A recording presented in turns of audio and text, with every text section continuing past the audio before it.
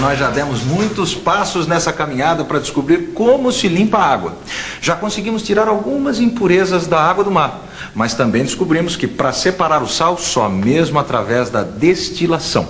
Pois bem, mas no nosso dia a dia nós não usamos nem água pura ou água destilada, e sim água de torneira ou de poço, que não são puras, mas que devem ser limpas. Bom, água de torneira tudo bem, ela é tratada. Mas e água de poço? Será que é a terra que limpa a água? Foi por isso que eu e o Clóvis fizemos aquela experiência montando um solo artificial dentro de uma garrafa de refrigerante, lembra? Pois bem, o próximo passo vai ser dado nessa teleaula, onde eu e o Clóvis vamos contar as nossas experiências. Aliás, essa é a pergunta de hoje. Você sabe contar a sua experiência? E nessa teleaula você vai ver a importância de fazer relatórios das experiências. Vai ver como a água passa por materiais como terra, areia e pedregulho. E vai ver por que a argila não deixa a água passar. Vamos em frente? Eu tô curioso para saber como é que saiu a experiência do Clóvis. Porque a minha não saiu muito certo não, ó. A água não ficou limpa.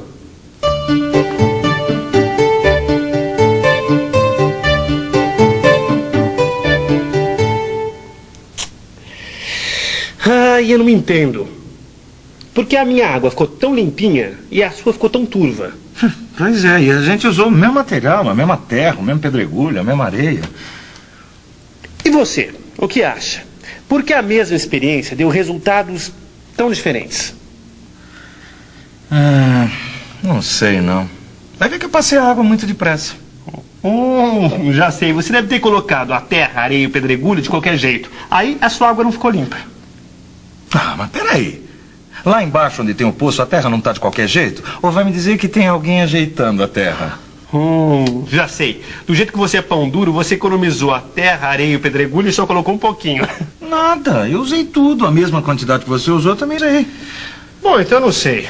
Mesmo material, mesma quantidade. E mesmo assim a minha água ficou mais limpa. Já sei.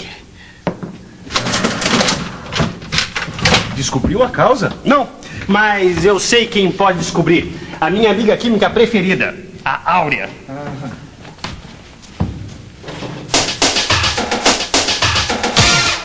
E aí, conseguiu alguma coisa? Bom, pelo telefone ficou meio difícil de explicar. Ela estava muito ocupada, mas ela disse que vai ajudar a gente.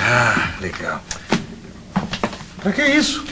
Ela pediu pra gente escrever tudo o que aconteceu na experiência. Aí na hora do almoço a gente leva os relatórios pra ela ver por que o resultado da experiência foi tão diferente. Sei, mas o que eu escrevo? Bom, escreve aí tudo o que aconteceu na experiência. Sei lá. Bom, o que ela disse é que é muito importante anotar todos os detalhes.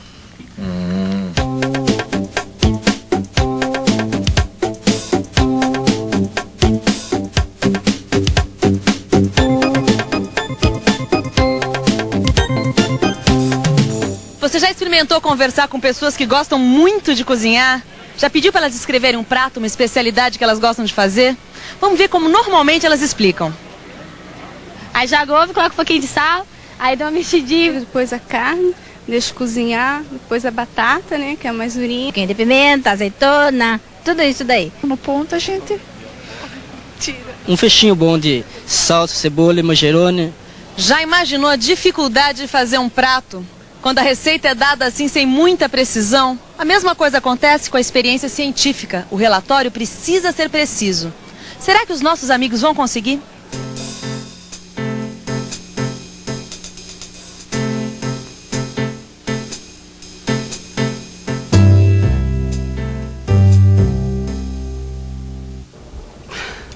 É lógico que pela própria falta de prática, o Clóvis e o amigo dele não conseguiram escrever relatórios adequados. Para você ter uma ideia, nem os próprios nomes eles colocaram. No seu livro de estudo você vai encontrar o que cada um deles escreveu. Mas o que interessa agora é que eu preparei uma listinha com 6 perguntas para eles responderem. Escuta só. Antes de mais nada, tem que colocar o nome de quem fez a experiência e a data. É muito importante pôr a data em tudo que a gente escreve. Depois, vem as perguntas. Primeira, qual foi a água que você usou para fazer a experiência? Segunda, que material você usou para fazer a experiência? Copo de plástico, lata, garrafa de plástico? Terceira, de onde você pegou a terra, a areia e o pedregulho. Quarta, qual foi a quantidade de terra, areia e pedregulho que você usou. Quinta, em que ordem você colocou a terra, a areia e o pedregulho. Sexta e última, qual foi o resultado obtido. Com essas informações, fica muito mais fácil descobrir por que os resultados da mesma experiência foram tão diferentes. Eles ficaram de responder as perguntas e voltaram aqui no final da tarde para a gente resolver este enigma. Ah, eu pedi também para eles trazerem a imitação do solo que cada um deles preparou. Como você vê, está tudo encaminhado.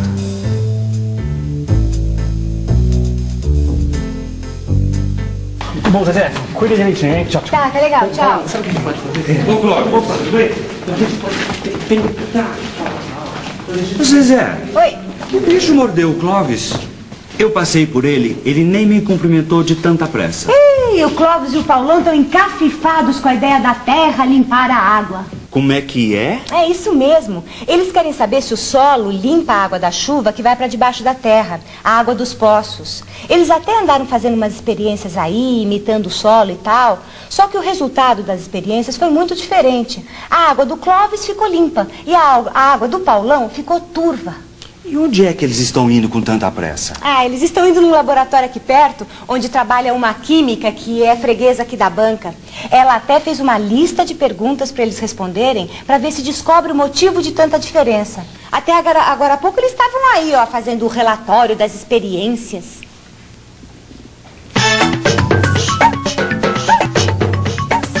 Relatório.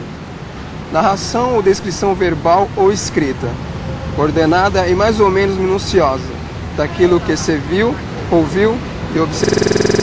Relatório. Narração ou descrição verbal ou escrita, ordenada e mais ou menos minuciosa, daquilo que se viu, ouviu e observou. É, vocês usaram a mesma água suja, o mesmo tipo de recipiente, usaram terra, areia e pedregulho do mesmo lugar. E mais. Usaram a mesma quantidade de terra e a ordem que os materiais foram colocados dentro da garrafa é a mesma. A gente dividiu igualzinho a quantidade dos materiais. Metade para um, metade para o outro. Até a ordem foi combinada. Primeiro o pedregulho, depois a areia e por último a terra. Então só tem um jeito. Vamos repetir as experiências para ver se as coisas se esclarecem. E você, preste atenção para ver se descobre o motivo da diferença.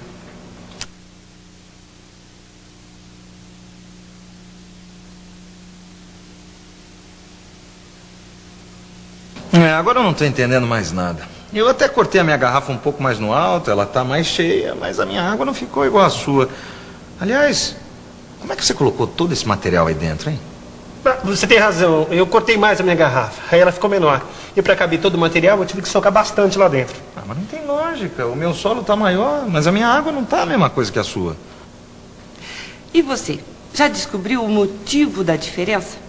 Então, eu vou dar uma dica. Você se lembra quando Clóvis peneirou e depois filtrou a água do mar? Pergunto, por que na peneiração a areia passou e na filtração a areia ficou toda no filtro de papel? Vamos pensar um pouco? Vamos pensar um pouco. Deixa eu ver. Na peneiração, a areia passa porque seus grãos são menores que os buraquinhos. É isso. Agora, na filtração... já sei. O filtro de papel é cheio de poros, que são buraquinhos bem pequenos. É por isso que a areia não passa filtro, porque seus grãos são maiores que os poros.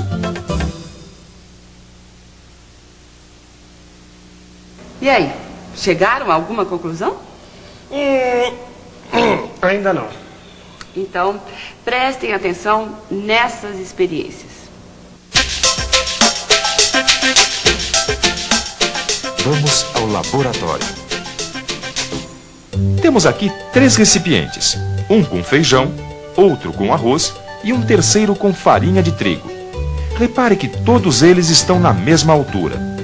Vamos ver o que acontece se socarmos o conteúdo desses recipientes. Olha só, o volume de todos eles diminuiu.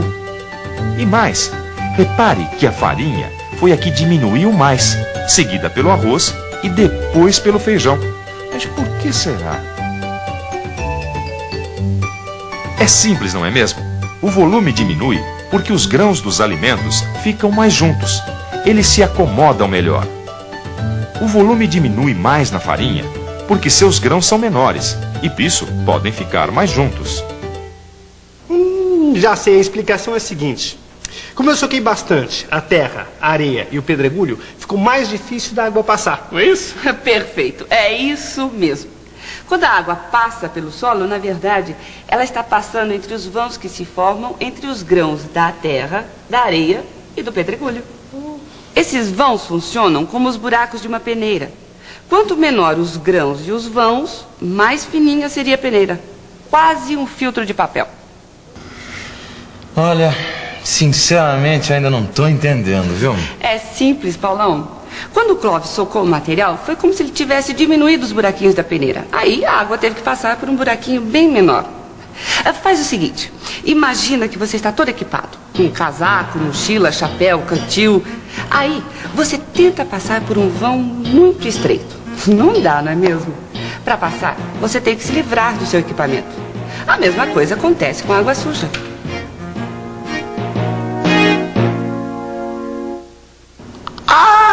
Agora entendi. É como se a água suja tivesse uma porção de sujeira grudada nela. E para passar num buraco bem pequenininho, ela tem que se livrar dos equipamentos. Quer dizer, da sujeira. Exatamente. Eu só não entendi uma coisa. Por que a água que fica no fundo do poço não continua penetrando pela terra? Ah, eu sabia que você ia fazer essa pergunta. É uma boa pergunta. E você, sabe a resposta? Pois então eu vou dar mais uma dica. A água não continua penetrando na terra por causa da argila.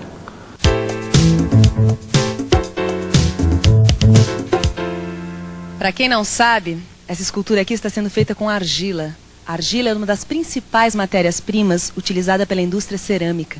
Queria que o professor Sebastião explicasse para a gente quais as aplicações da argila. A argila é utilizada para fazer a louça de mesa, o prato, a xícara. A argila é proveniente de uma rocha dura, como esta, uma rocha ígnea, que nós vemos que a argila é plástica, ela deforma apertando com os dedos, né? E a sua impermeabilidade, conforme a gente vê esta rocha de argila. Resumindo, é o seguinte, a água penetra no solo até encontrar a camada de argila, que é um material impermeável. Dali a água não passa, porque a argila tem os grãos muito grudados, muito colados entre si. Sobre essa camada de argila, a água que se acumula, forma os lençóis de água subterrânea. Ficou claro? Então se liga que é hora da revisão. E atenção, se liga aí que é hora da revisão. Na teleaula de hoje, você viu que experiências podem ter resultados diferentes, mesmo quando usamos materiais e equipamentos iguais, se seguirmos procedimentos diferentes. Aprendeu também que é muito importante fazer um relatório da experiência para transmitir exatamente o que foi feito. Você verificou que quando socamos materiais como terra, areia e pedregulho, os vãos entre os grãos diminuem. E você viu que é justamente por esses vãos que a água passa. Ou seja, eles funcionam como os furinhos de uma peneira. E quanto menores os furinhos, melhor é a filtragem. Por último, você viu que na argila, que também é encontrada no solo, os grãos estão tão juntos que a água não consegue passar. Quer dizer, a argila é impermeável. É por isso que a água não continua penetrando no solo. Hoje vocês viram que para comparar o resultado de duas experiências, elas devem ter sido feitas com o mesmo equipamento, mesmo material e as mesmas condições. A base de toda a ciência é poder repetir a experiência e chegar no mesmo resultado. Isso se for feito tudo igualzinho. Se o resultado não for o mesmo, tem alguma coisa errada. Bom, agora para ficar tudo certo, é só dar uma boa olhada no livro de estudos. Tchau. Até a próxima, hein?